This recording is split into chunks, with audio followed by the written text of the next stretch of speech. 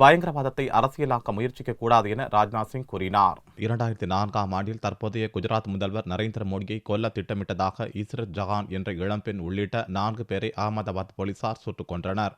அமெரிக்க வாழ் பாகிஸ்தானிய பயங்கரவாதி டேவிட் கட்லி அண்மையில் மும்பை நீதிமன்றத்தில் சாட்சியம் அளித்தபோது இஸ்ரத் ஜஹானை லஷ்கர் இ தொய்பா இயக்கத்தின் மனித வெடிகுண்டு என அடையாளம் காட்டினார். இஸ்ரத் ஜஹான் விவகாரம் தொடர்பாக வியாழக்கிழமையன்று லோக்சபாவில் பதிலளித்த உள்துறை அமைச்சர் ராஜ்நாத் சிங் பயங்கரவாதத்தை எந்த அரசும் அரசியலாக்க முயற்சிக்க கூடாது என்றார்.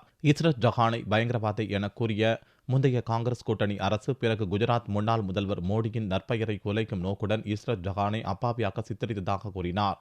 மதசார்பற்ற கட்சி என்று கூறிக்கொள்ளும் காங்கிரஸ் இஸ்ரத் ஜஹான் விவகாரத்தில் பயங்கரவாதத்துக்கு மதச்சாயம் பூச முயன்றதாக குற்றம் சாட்டினார். காங்கிரஸை குற்றம் சாட்டிய ராஜ்நாத் சிங் கூறிய கருத்துக்களுக்காக சோனியா தலைமையில் காங்கிரஸ் எம்பிக்கள் லோக்சபாவில் இருந்து வெளிநடப்பு செய்தனர்.